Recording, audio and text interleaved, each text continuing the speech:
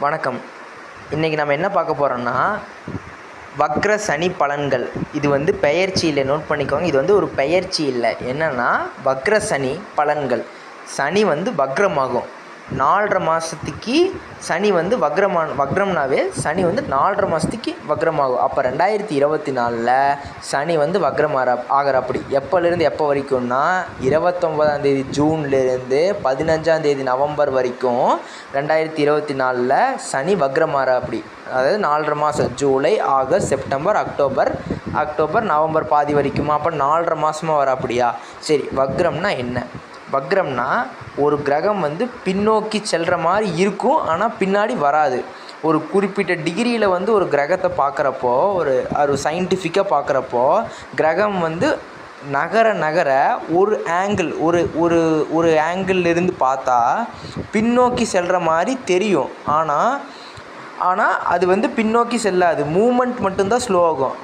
நம்மளுக்கு வந்து அது பின்னோக்கி வர மாதிரி தெரியும். ஒரு ஆங்கிள்லேருந்து பார்த்தா நகர மூவ் ஆகிறது ஸ்லோ ஆகிறப்போ அது பின்னோக்கி வர மாதிரி தெரியும். பட் அது அப்படி இல்லை, அது வந்து ஸ்லோ ஆகுது. அதுதான் வந்து சனி வக்ரம் அப்படின்னு சொல்கிறாங்க. ஓகேவா? சனிங்கிறது யார்? ஒரு அசுப கிரகம்.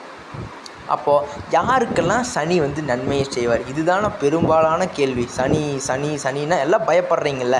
என்னென்னா உங்கள் ராசிக்கோ லக்னத்துக்கோ 1, 4, 7, 10 ஆகிய அசுப வீட்டுக்கு சனி அதிபதியாக வரப்போ, அதாவது உங்கள் ராசியோ லக்னத்துக்கோ 1, 4, 7, 10க்கு வந்து அவர் வந்து அந்த வீட்டுக்கு அதிபதியாக வரப்போ அவர் பலன்களை அற்புதமாக செய்வார். அப்படிங்கிறது ஒரு பொதுவான பலன். இப்போது உங்களுக்கு வந்து சனி தசை நடக்குதான்னு பாருங்கள். சனி வக்ர பயிற்சி அப்படிங்கிறது வந்து சனி தசை உங்களுக்கு இப்போ நடந்துச்சுன்னா அமோகமாக இருக்கும். அப்போ சனி தசை இல்லை அப்படிங்கிற பட்சத்தில் 15 to 20% தான் நடக்கும், ஒரு நன்மை நடக்கும். ஏன்னா சனி தசை இருந்துச்சுன்னா பலன்கள் அமோகமாக இருக்கும். அட்லீஸ்ட் அதுவும் இல்லைன்னா சனி புத்தி தசை தான் இல்லைன்னா சனி புத்தியாச்சும் நடக்குதான்னு பாருங்கள். அப்போது அந்த புத்தி ஓரளவுக்கு ஒரு நன்மையை செய்யும். ஓகேவா? சரி, சனி சுய ஜாதகத்தில் நல்லா பிளேஸ் ஆகிருந்துச்சுன்னா, உங்கள் ஜாதகத்தில் நல்ல இடத்துல இருந்துச்சுன்னா, உங்களோட அந்த ஜாதகரோட விதியை வந்து கெடுக்க மாட்டாப்படி. அந்த ஜாதகர் வந்து எப்படியோ பொழைச்சிக்குவாப்படி. அதுக்கு பதிலாக சனி வந்து கெட்டு போயிட்டாருன்னா, எப்படி கெட்டு போகிறதுனா, ஒரு அசுப வீட்டில் உட்காந்துருக்கிறதோ, அசுப வீட்டில் உட்கார்றதோ, இல்லைன்னா வந்து சனி வந்து ராகுவோடையோ கேதுவோடையோ செவ்வாயோடையோ அசுப கிரகத்தோடு சேர்ந்துருந்தா, மறைஞ்சிருந்தா, 8, 12 மறைஞ்சிருந்தா, இந்த மாதிரியெல்லாம் இருந்தால் கொஞ்சம் பெரிய பிரச்சனை. அது வந்து நம்ம அந்த ஜாதகருக்கு விதியை வந்து அவ்வளோதான், விதியை வந்து ரொம்ப இது பண்ணிடுவார், கெடுத்துருவார். அப்போது சனி வந்து உங்கள் ஜாதகத்தை எடுத்து சுப வீட்டில் உட்காந்துருக்கா, சுப கிரகத்தோட பார்வை சேர்க்கை இருக்கா, அதாவது குரு இந்த மாதிரி வந்து வளர்பிறை சந்திரன் இதோட எல்லாம் சேர்ந்துருக்கா, இந்த மாதிரியெல்லாம் இருந்தால் உங்களுக்கு பலன்களை அமோகமாக செய்வாப்படி. உங்கள் விதி வந்து நல்லாயிருக்கும். இதுதான் வந்து சனியோட காரகத்துவம். வணக்கம். இன்றைக்கி நம்ம தனுசு ராசிக்கு வக்ர சனி பலன்கள் 2024 எப்படின்னு பார்க்கலாம். சனி பகவான் வந்து உங்களுக்கு வந்து 2ஆம் வீட்டிற்கும் 3ஆம் வீட்டிற்கும் அதிபதியாக வரார். அவர் வந்து கேந்திரத்துக்கோ திரிகோணத்துக்கோ உங்கள் ராசிக்கு அதிபதியாக வரல. ஸோ அதனால் சனி வக்ரம் அடைகிறார். அது வந்து உங்களுக்கு நன்மையாக தீமையான நன்மை தான். ஒரு 4.5 மாதம் சனி வக்ரமாகிற தோராயமாக. எப்போலேருந்து எப்போ வரைக்கும்னா 2024 29 ஜூன்லேருந்து 15 நவம்பர் வரைக்கும் சனி வக்ரமாகிற தோராயமாக 4.5 மாதத்துக்கு வக்ரம் அடைகிறார். சரி, எந்த வீட்டில் வக்ரம் அடைகிறார்னா 2ஆம் வீட்டிற்கும் 3ஆம் வீட்டிற்கும் உடைய சனி பகவான் 3ஆம் வீட்டில் வந்து வக்ரம் அடைகிறார். இது வந்து நல்லதாக கெட்டதுனா நல்லது தான். ஏன்னா 3ஆம் வீட்டில் சனி வக்ரம் அடைகிறதுங்கிறது வந்து நல்லது. ஏன்னா அது வந்து 3ஆம் வீடுங்கிறது ஒரு மறைவு ஸ்தானம். அங்கே வந்து சனி பகவான் வந்து வக்ரம் அடைகிறது வந்து நல்ல பலன்களே தருவார். இதே எடுத்துக்காட்டுக்கு 2ஆம் வீட்டில் உங்கள் ராசிலேருந்து 2ஆம் வீடான மகர ராசியில் வந்து சனி பகவான் வந்து வக்ரம் அடைஞ்சிருந்தா, அது உங்களுக்கு 2ஆம் வீடான குடும்பம் தனம் வாக்குஸ்தானமாக இருக்கும்ல, அங்கே வந்து வக்ரம் அடைஞ்சிருந்தா உங்களுக்கு கொஞ்சம் பிரச்சனையே கொடுப்பாரு. ஆனால் இவர் வந்து 3ஆம் வீட்டில் வந்து வக்ரம் அடைகிறார். அது வந்து உங்களுக்கு நல்ல பலன்களை மட்டுமே தருவார் அப்படின்னு சொல்லலாம். சரி, சனி வக்ரம் வந்து உங்களுக்கு எந்த ஒரு பிரச்சனையும் தராது. ஆனால் ஒரு சின்ன சிக்கல் என்னென்னா, குரு பகவான் வந்து 6ஆம் வீட்டில் இருக்கார். ஆனால் குருவோட பார்வை வந்து உங்கள் ராசிக்கு 2ஆம் வீட்டில் பார்வையை செலுத்துகிறார். அப்போது உங்களுக்கு நல்ல பலன்களே தருவார். குரு வந்து ஸ்தான பலத்தை விட பார்வை பலம் தான் நம்மளுக்கு நல்ல பலன்களை செய்யும். அதனால் குரு இருக்கிறத விட பார்க்குற இடம் தான் அமோகமாக இருக்கும். அப்போ உங்களோட ராசியிலிருந்து 2ஆம் வீட்டை குரு பகவான் பார்த்துட்றாரு. சரி, இப்போ 3ஆம் வீட்டில் சனி பகவான் வந்து வக்ரம் அடைகிறார். ராகு வந்து 4ஆம் வீட்டில் இருக்கார்.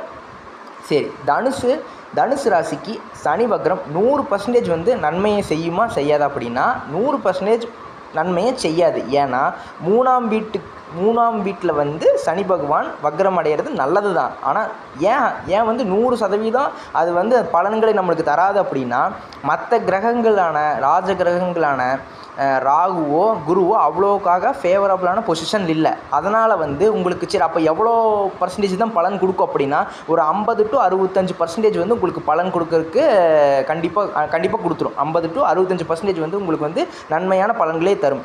மிச்சம் இருக்கிற மாத பலன்கள்னு பார்த்துட்டிங்கன்னா, சூரியன் பெயர்ச்சி ஆகிறது, சுக்கிரன் பெயர்ச்சி ஆகிறது, இதெல்லாம் ஓகே தான். பட் குரு வந்து ஒரு கொஞ்சம் ஃபேவரபுளான இன்னும் கொஞ்சம் ஃபேவராக இருந்திருந்தால், நல்ல இடத்துல இருந்திருந்தால் இன்னும் பலன்கள் அதிகமாக உங்களுக்கு நல்ல பலன்கள் கொடுத்துருப்பாரு. சரி, இப்போ ஓவராலாக தனுசு ராசிக்கு 4.5 மாதம் வந்து எந்த ஒரு தீமையும் இல்லை, ஓகேன்னு சொல்லலாம். ஓகேக்கு மேலே தான் ஓகேன்னு சொல்லலாம். ஓகேவா? ஸோ சனி வக்ரமானா என்ன நடக்குன்னா, பணத்தை வந்து நீங்கள் கொடுக்கல் வாங்கல் விஷயத்தில் உங்களுக்கு அதெல்லாம் சரியாகும். யாராவது ஒருத்தங்கிட்ட கொடுத்துருப்பீங்க கடன், அவங்க வந்து திருப்பி நம்ம போய் கேட்டால் நாளைக்கு கொடுக்குறேன் இன்னைக்கு கொடுக்குறேன் அப்படின்ட்டு நீங்கள் வெறுத்தே போய் விட்டுருப்பீங்க. அப்படி இருக்கிற விஷயத்துலலாம் அவங்க வந்து பணம் கொடுக்கல் வாங்கலை. இப்போ வந்து அவங்களே உங்களை தேடி வந்து பணம் கொடுத்துருவாங்க. அதே மாதிரி ஒரு லோனுக்கு இறங்கி பேங்க்கில் ஏறிக்கிட்டே இருக்கீங்க, லோன் வந்து அப்ரூவே ஆக மாட்டேங்குது.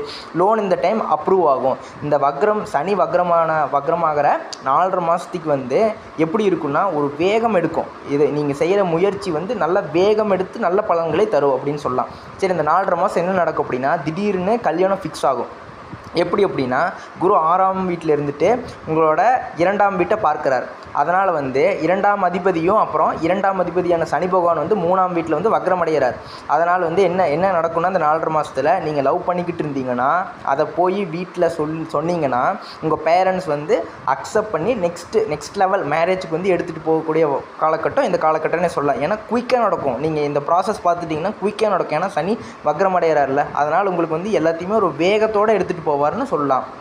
சரி, தனுசு ராசிக்கு இந்த வக்ரம் வந்து ஒரு அட்வான்டேஜ் தான், ஒரு டிஸ்அட்வான்டேஜ் கிடையாது, ஒரு தீமையான பலன்கள் கிடையாது. என்ன பலன்களோட நன்மை செய்கிற பலன்கள் வந்து கொஞ்சம் கம்மியாகுது. ஏன்னா மற்ற கிரகங்கள் வந்து இன்னும் கொஞ்சம் ஃபேவரபுளான பொசிஷனில் இருந்திருந்தால் இன்னும் ஒரு நல்ல பலன்களை கொடுத்துருக்கோம், அவ்வளோதான்.